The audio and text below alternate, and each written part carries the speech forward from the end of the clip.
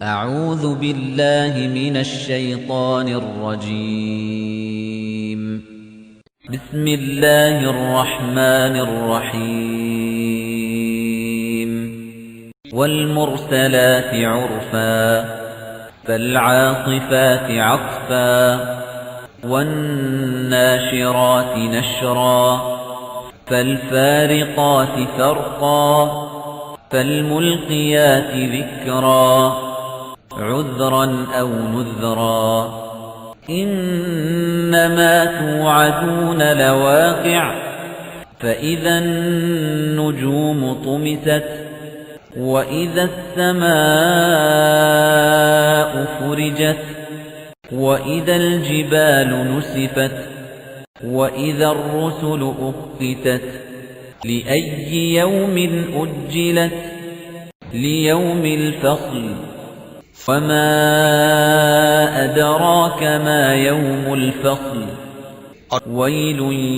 يومئذ للمكذبين ألم نهلك الأولين ثم نتبعهم الآخرين كذلك نفعل بالمجرمين ويل يومئذ للمكذبين ألم نخلقكم من ماء مهين فجعلناه في قرار مكين إلى قدر معلوم فقدرنا فنعم القادرون ويل يومئذ للمكذبين ألم نجعل الأرض كفاتا أحياء وأمواتا وجعلنا فيها رواسي شامخات وأسقيناكم ماء فراتا ويل يومئذ للمكذبين انطلقوا إلى ما كنتم به تكذبون انطلقوا إلى ظل ذي 3 شعب لا ظليل ولا يغني من اللهب إنها ترمي بشرر كالقصر كأنه جمالة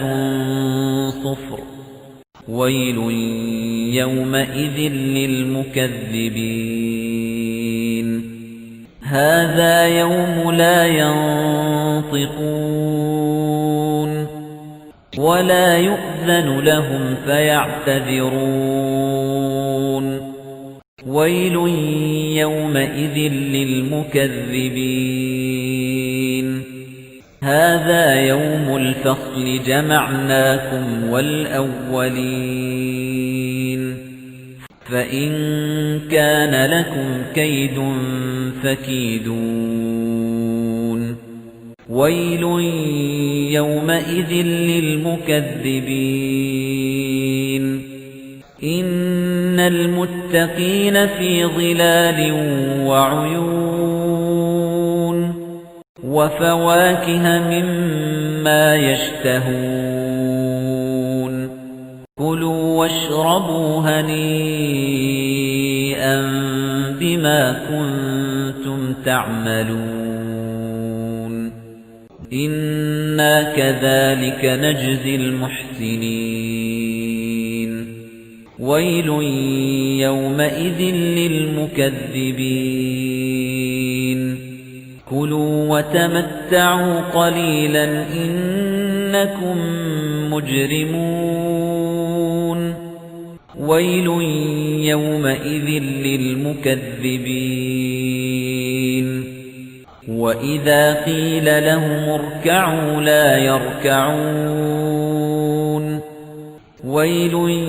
يَوْمَئِذٍ لِّلْمُكَذِّبِينَ فَبِأَيِّ حَدِيثٍ بَعْدَهُ يُؤْمِنُونَ